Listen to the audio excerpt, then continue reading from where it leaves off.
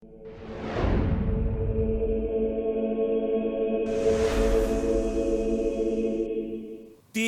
ada orang suci tanpa masa lalu. Dan tidak ada pendosa tanpa masa depan. Bapak-bapak, ibu-ibu, saudara-saudari, dan anak-anak, juga umat paroki katedral atau siapapun yang saat ini memantau misa ini lewat live streaming multimedia Tiga Raja. Tidak ada orang suci tanpa masa lalu dan tidak ada pendosa tanpa masa depan. Ini kata-kata dari Santo Agustinus. Sengaja saya mengangkat kata-kata Santo Agustinus untuk menanggapi seruan Yesus dalam Injil hari ini. Bertobatlah.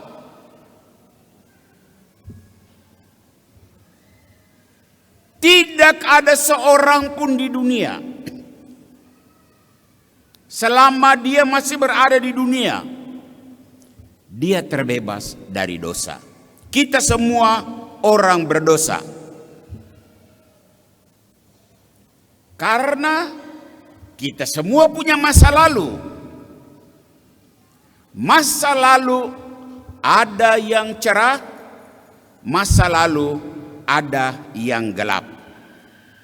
Yang cerah-cerah itulah mereka calon orang kudus, orang suci. Sementara yang gelap, yang remang-remang, itulah calon pendosa. Di sini kata-kata Santo Agustinus bergema. Tidak ada orang suci tanpa masa lalu, tidak ada orang berdosa tanpa masa depan. Nah, agar saudara punya masa depan yang cerah, maka kita mengikuti seruan bacaan kitab suci yang kita dengar pada hari Minggu ini, yang intinya adalah bertobatlah sekarang. Bacaan pertama, Nabi Yunus, dia dipanggil untuk disuruh pergi ke kota Ninive yang bejat itu. Yunus takut dan dia melarikan diri. Tetapi dalam pelarian itu dia sadar, maka dia bertobat. Dan setelah bertobat, apa yang dia buat? Dia menuju ke Ninive, kota yang bejat itu. Dan karena seruan Nabi Yunus, kota Ninive yang bejat itu berubah, mereka bertobat. Itu bacaan pertama. Sedangkan bacaan kedua Rasul Paulus kepada umat di Korintus, Paulus mengajak untuk tidak terikat pada dunia. Yang hari ini ada, besok tidak ada. Besok akan lenyap. Maka Rasul Paulus bilang, hendaknya Anda memiliki sikap lepas bebas dan tidak terikat pada dunia. Nah, proses itulah jalan pertobatan. Sementara bacaan Injil begitu jelas. Yesus menyerukan, bertobatlah sebab kerajaan Allah sudah dekat. Karena seruan Yesus ini, murid-murid yang pertama yang mendengar seruan itu, mereka meninggalkan rumahnya, meninggalkan pekerjaan sebagai nelayan, meninggalkan perahu, meninggalkan orang tua. Dan mereka mengikuti Yesus. Ini pertobatan. Dan sebagai orang yang bertobat, mereka berjuang sesuai dengan perintah Yesus untuk mentobatkan dunia ini. Ini isi Injil. Bacaan pertama dan bacaan kedua. Sekarang pertanyaan. Dalam konteks pertobatan, siapa yang harus bertobat? Jawabannya jelas. Yang perlu bertobat adalah orang yang berdosa. Siapa itu orang berdosa? Pastor mau bedakan, ada dua jenis, dua tipe kondisi orang berdosa. Yang pertama, dosanya diketahui publik, diumumkan di surat kabar, di mencos-mencos, di televisi, bahwa si A melakukan dosa A, dosa B, dosa C. Dan karena dosa itu yang begitu terang benderang ditangkap, dia menjalani pengadilan, dan sesudah pengadilan itu dia divonis bersalah dan masuk penjara. Itulah saudara-saudara kita yang ada di lapas-lapas. Kelompok yang ini memang di mata dunia mereka mungkin jadi sampah, tapi ingat, di lapas sana mereka berjuang lewat pembinaan, dan pasti mereka itu calon-calon orang baik. Bisa jadi dari lapas itu ada pertobatan-pertobatan. Itu kelompok yang pertama. Sementara kelompok yang kedua, itu kelompok yang bebas berkeliaran walaupun mereka berdosa. Ada yang dosanya diketahui, diciduk, tetapi tiba-tiba bebas. Bebas karena apa? Ya jelas pembayaran. Dan ini bukan rahasia umum. Bahkan sudah ditahan, bebas. Dosa begitu terang benderang, tapi bebas. Tapi minggu ini pastor katedral mau katakan kepada kau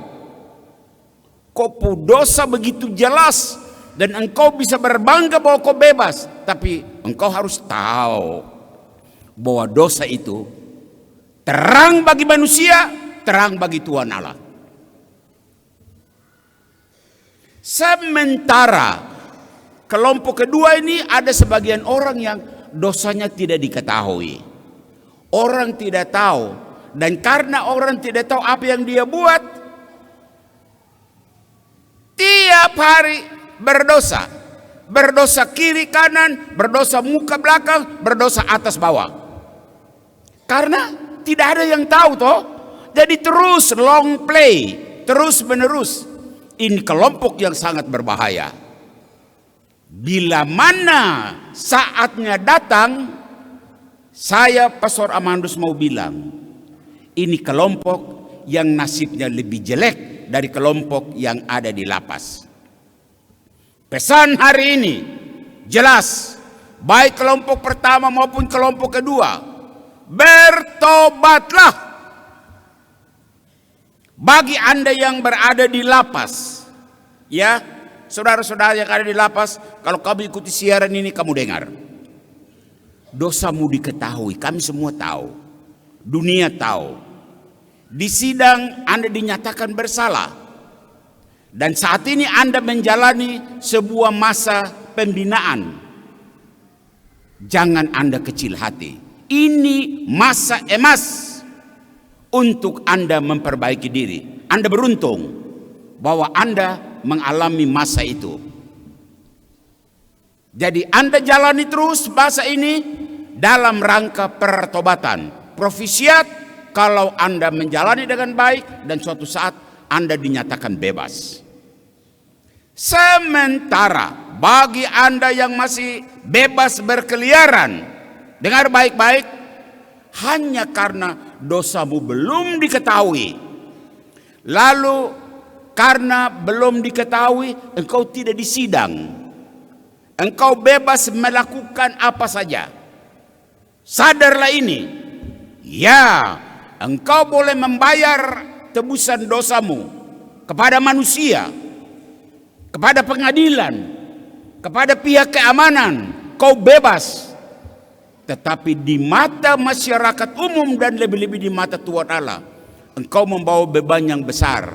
Dan engkau harus tahu, kalau engkau tidak segera bertobat, maka azab besar akan menimpamu. Jadi, bertobatlah, itu seruan pokok hari Minggu ini, sebelum azab itu datang. Seperti Nabi Yunus dan orang Ninive, mereka selamat karena mereka bertobat. Seperti orang di Korintus, Paulus mengajak bahwa marilah jalani masa pertobatan dengan tidak mengikat diri pada hal-hal dunia ini. Dan seperti dalam Injil, umat di Galilea dan kita saat ini yang mendengar seruan dari Yesus, bertobatlah. Kita semua hari ini kembali masuk di dalam diri kita dan menerowong dosa-dosa apa yang telah saya lakukan. Hanya kau dan Tuhan Allah yang tahu. Asal tahu saja kata kunci hari ini dari Santo Agustinus.